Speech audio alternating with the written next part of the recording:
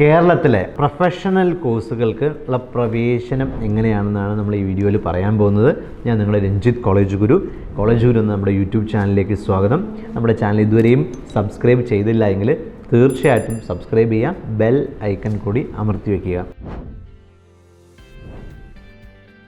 അപ്പോൾ കേരളത്തിലെ MBBSനോ BDSനോ അതേപോലെ തന്നെ ആയുഷ് കോഴ്സുകൾ, അതായത് BAMS, BHMS എന്ന ഹോമിയോപ്പതി, BUMS യുനാനി, അതേപോലെ BSMS എന്ന് പറയുന്ന സിദ്ധ മെഡിസിൻ, ഈ കോഴ്സുകൾക്ക് ഇതിന് പുറമെ കേരളത്തിലെ മെഡിക്കൽ അലൈഡ് കോഴ്സുകൾ എന്ന് പറയുന്ന വെറ്റിനറി, അതുപോലെ BSc അഗ്രികൾച്ചർ, അതുപോലെ ഫിഷറീസ്, ഫോറസ്ട്രി, അതുപോലെ തന്നെ കാർഷിക സർവകലാശാലയുടെ corporation and banking, climate change, ഈ കോഴ്സുകളിലേക്കും അതുപോലെ തന്നെ ഫാർമസിയുടെ കോഴ്സുകൾ, അതുപോലെ തന്നെ ആർക്കിടെക്ചർ കോഴ്സുകൾ, ഈ കോഴ്സുകൾക്കെല്ലാം തന്നെ കൗൺസിലിംഗ് നടത്തി അഡ്മിഷൻ നൽകുന്നത് കേരളത്തിലെ പ്രവേശന പരീക്ഷാ കമ്മീഷണറാണ്.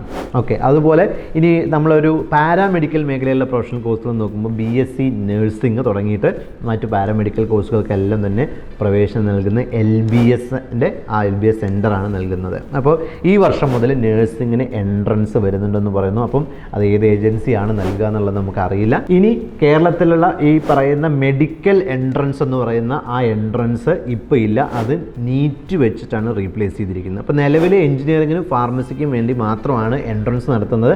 അത് ഈ വർഷം 2024 മുതൽ ഓൺലൈനായിട്ട് നടത്തുമെന്നാണ് പറയുന്നത്. അപ്പം അതുപോലെ തന്നെ നമ്മൾ ആർക്കിടെക്ചറിന് ദേശീയ തലത്തിൽ നടത്തുന്ന നാറ്റ പരീക്ഷ വഴിയാണ്. അപ്പോൾ ഇതിന് നീറ്റ് ആണെങ്കിലും നാറ്റ ആണെങ്കിലും നിങ്ങൾ വെവ്വേറെ തന്നെ അപേക്ഷിക്കണം. അതിനുശേഷം കേരളത്തിലെ ഈ സ്കീമിൻ്റെ പ്രൊഫൈലിൽ നിങ്ങൾ അപേക്ഷിക്കണം. CE വിളിക്കുന്ന സമയത്ത് അതിന് അപേക്ഷിക്കണം.